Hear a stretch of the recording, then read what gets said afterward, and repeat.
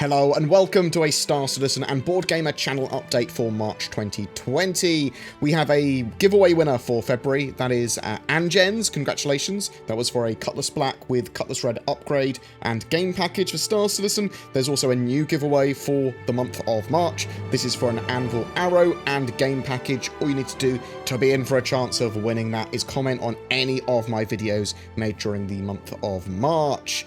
The Carrack and Long-Term Persistence are in 3.8.2, and they make Star Citizen a lot more playable for me, though the game is still very much with its problems, and it's very much rooted still in being an alpha. If our progress persists, however, from 3.9 to 4.0 and beyond, I'm going to be extremely pleased. There is going to be full resets still, so bear that in mind. Eventually, there will be no more resets, but we are a ways off that yet. The Carrack has a few problems as well. This is the premier exploring ship in the game. The major problem I suppose it has at the moment is it kind of dances on the ground. You can get stuck in some of the chairs. Other than that, the ship is amazing and looks just fantastic. It's great fun to fly around, and it's a pretty decent all-round mission ship. The lack of ship-in-ship and ship-in vehicle spawning makes it a bit of a faff to get the Pisces and Urza rover in there, that sort of stuff. We need exploration gameplay too, but that again is further off. If you are stuck in a station or bed, try pressing Y if you're in the Carrack. If you are mega stuck, you can always reset your account from the RSI website. Alpha 3.9 is going to be live by the end of this month of March, or at least that's the plan. There is a huge amount of content planned for this first major patch of the year for the Persistent Universe. Persistent Universe, I can't words. New missions, prison gameplay, new Babbage, light survival, food, drink, weather, buffs and debuffs. And even the Idris, the giant frigate, is planned for this patch, although that frigate is only an NPC one for a mission, but it's still very exciting. I would expect some surprises with the patch as well, maybe a straight-to-flyable ship or vehicle being here as well. The hiring of an editor / Zinnia. So, one of my best mates in the world, Zinnia. People might know that I've wanted to hire an editor for a while, a community manager, camera person, helper minion, carer, full-time to sort of help with the channel. Star Citizen is getting more flesh on its bones, and I want to get pretty B-roll and make better content, make more content, stream gameplay, organise regular events, do a lot more with the channel, and expand the BoredGamer empire. But I want to have better stuff. Like, I get inspired when I see Morphologis's videos and go, he's done amazing sort of camera work there and great editing style, and his stuff looks very pretty. I am terrible at editing. I'm not very arty. I'm not great at thumbnails. And that's where Zin comes in. She will hopefully help me organise the channel and make significantly better content. The current plan is to have her start by the end of June this year? Question mark? For around the 4.0 launch. That should mean that we have a lot that we can cover, and there's going to be like Theatres of War as well, giving us some more stuff to do if we've done everything else, or I can't think of any other videos or whatever to do. We might expand out the channel doing a bit more than just Star Citizen, but it's going to be, for the most part, more Star Citizen content and better Star Citizen content. And if I do something else in addition to that, it'll be on another channel, or it'll be expanding the website or something. You know what I mean? I keep my options open, but I love what I do. I just want to kind of do more of it. The end of the Crytek lawsuit. So by March the 24th, the Crytek versus Star Citizen lawsuit should all be done and dusted. So the parties have actually settled, at least provisionally, and they are currently in the process of informing court of all the necessary details. It's likely that we won't know too much of the details of that settlement beyond that, but if anything turns up, I'll let you know, and maybe we'll see a few little details. Crytek were in a very weak position, in my opinion. I'm not a lawyer, so I suspect that CIG won't be hurting from a settlement. The possibilities in my head are that the parties will potentially cover their own legal expenses, things like that, but the matter is done, and that's sort of like my expectations of that anyway. March is a busy month for me in general, so it's one of my best mate Kit's hen do's, which we've been invited to, obviously, because best mates. My birthday, Zin's birthday, there's a board game convention, Shake, Battle and Roll on the 27th of March. I'll link that below, as tickets are still available. Shameless plug for my friends. But it's right around the same sort of time that 3.9 is going to launch live, and so there's Going to be loads of Star Citizen stuff to do during the month, and 3.9 bits as well. Huge amount of new gameplay coming with that. I've also started Games Workshop modelling stuff again, so I used to paint quite a lot and play a lot of war games back when I was a bit younger, and I'm looking at playing some Adapters Titanicus, big stompy mechs, and Titans going around the board, shooting each other. So like, I love 40k, I love model games, and I used to be pretty good at painting and playing, and I just wanted to get back into it, have a little bit of a sub-hobby.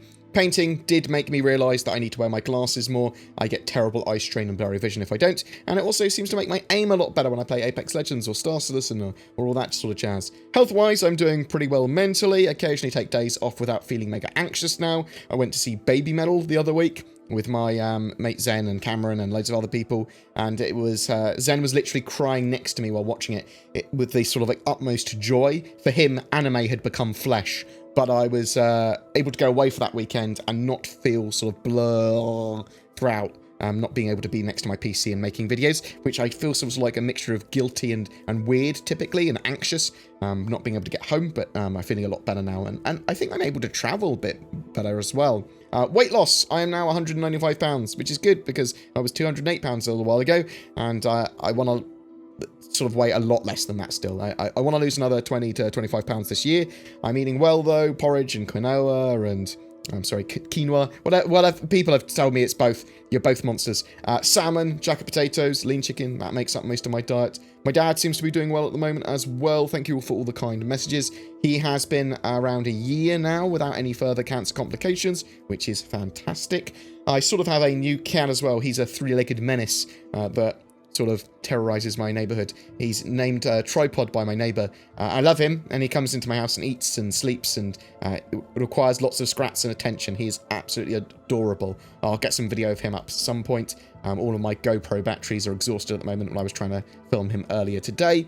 Content-wise for Star Citizen, I'll be getting videos up on a 3.8.2 state of the game, some Carrack adventures, loads of different 3.9 content, from checking out the PTU, to patch notes, to features, to state of the game for that, to looking at the live build, looking at what's supposed to be in 3.9, prison life gameplay, lots of that I would expect, because I love the idea of doing lots of prison gameplay, finding the Idris in 3.9, which is part of the Arlington mission chain, but I want to show off that Idris a lot.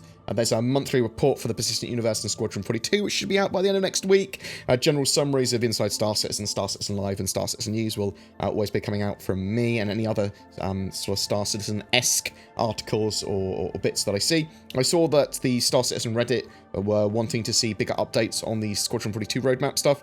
Squadron 42 is certainly something that CIG do not communicate with us very well. After the monthly report, I might look deeper into Squadron 42 updates and see if CIG are willing to answer anything, but also I'll just generally look at what information is available. There will be looks at specific mechanics and like food and drink, like survival, any other hot topics that I feel like doing at the time.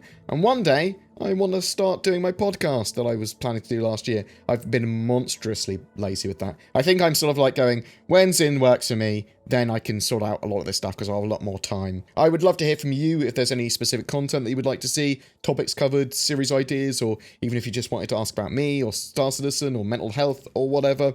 As a lot of you know, I suffer from sort of like bipolar depression, and quite I'm often anxious about lots of different stuff. So I like to talk about that. I don't think there's any shame in that. Sort of like I'm pretty good at managing myself with those conditions, and I think everyone has various quirks, and some people are significantly worse than I am, and in fact I'm pretty mild with any of my symptoms that I have. But yeah, so anyway, let's move on to what else might you see throughout March. Well, there could start to be testing for Theatres of War, so well, potentially anyway. This is the new objective-based, more traditional FPS game mode for Star Marine and Star Citizen, with scale and like combined arms battles that Star Citizen can offer. I played it at CitizenCon 2019. It was a cool experience, very, very cool, 20v20. A new concept or straight-to-flyable ship or vehicle was another high possibility. We just recently had a teaser from Origin that there's something in the works from that manufacturer,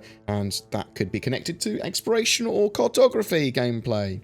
Shilling, I always shill for someone for a month. I'm still currently shilling for NordVPN and a NordPass. If you're looking for a VPN service or password manager, they are incredibly affordable and have many improvements over free services. I use them for enhanced security and safety, but there's a load of other uses as well for getting you access to information and that sort of jazz. Shadow, if you're looking for a gaming PC or an upgrade instead, consider Shadow. It's a cloud-based subscription service like Stadia or GeForce Now, but it gives you access to a Windows 10 gaming PC sort of environment, which is fully customizable, which is significantly better. And I love that. I love the fact it's got that sort of accessibility there. There are links below to those with discounts, but you can always just use the code BoredGamer for discount. That's typically what I use for everything when requesting things with companies like that. I'm going to be doing some stuff with Aztec. Oh my god, I don't know how to say it. I don't know how to say it. I've been saying it for years and I have no idea how to actually say it. Acertech. They've hooked me up with a PC and some cool cooling solutions, and they make cooling solutions, high-end ones for CPUs, GPUs, and your PC in general, and it's something that I'll be showing off on the channel. I've got lots of uses for that. I need a dedicated rendering rig, stuff like that, and I just got 24 terabytes of hard drives, which I want to put in a system as well, so getting a lot of stuff prepared for the future. I want to start indexing all my files and all my videos and that sort of stuff, so at a glance I can sort of like grab the appropriate video and stuff for a particular situation. But I'll be showing off some cool hardware with Star Citizen gameplay and that sort of jazz in the near future.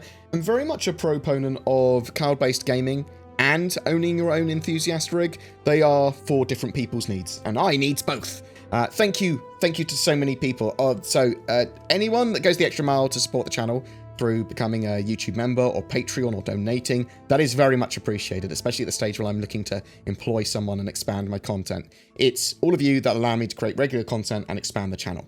If you would like to help support further, then links to those are down below for you to click on and chuck money at me. Why? I don't understand why people donate or why they want to be members or whatever, but I genuinely appreciate it. I do put some exclusive content up, videos, polls, posts, and I'm planning to do a monthly stream for VIPs as well. That seems sensible, but I want to say a special thank you to Miles Harding, Andy Green, Dalamars, STG3v3, RS Man, and Mantis for being kings of my channel by throwing more money at me than sense, you guys, as well as Nathan Ross, Dustin Hill, Mill, The Huntress, Robert Johnston, Mantis, Pixie, Lars. You have all helped make what is hopefully a good month of March's content possible, or at least more possible, if you see what I mean. There was lots of anonymous people as well that threw lots of money at their screens for me over the month as well. Someone that I believe wishes to remain anonymous sent me 100 Twitch subs and $500. Madness. That's madness and extremely generous, and I love you all. I'm very interested to know, actually, at the moment, and I'll probably chuck a poll up for this as well, but chuck it in the comments down below too. What concept ship do you want to see become reality next? So I'm assuming people are going to want the Polaris and the Banu Merchantman and things like that, but just chuck down your favourite ship down below that you want in the game next. I mean, a lot of people are going to want the Mercury as well. The StarEngine is a pretty cool ship too, but whatever your thoughts on that, I'd love to hear from you. If there's anything I can help with or you want to chat, please again chuck a comment down below, go onto my Discord, discord.gg/BoredGamer, or drop me an email, contact@boredgamer.co.uk. I'll try and get back to you. I think I'm pretty easy to get hold of and chat to when I'm not busy. I also maintain a website, boredgamer.co.uk, which has articles going on there every day or so. Normally it's every 48 hours because I'm pretty lazy. Apologies for that. There's a lot to do, there's a lot to read, and I get distracted really easily by Reddit and watching other people's content. But thank you so much for watching and supporting my channel, guys. Very much appreciated. You have a great March, and I will talk to you soon. See you soon. I'll get some videos out soon. You take care, guys. See you in the best.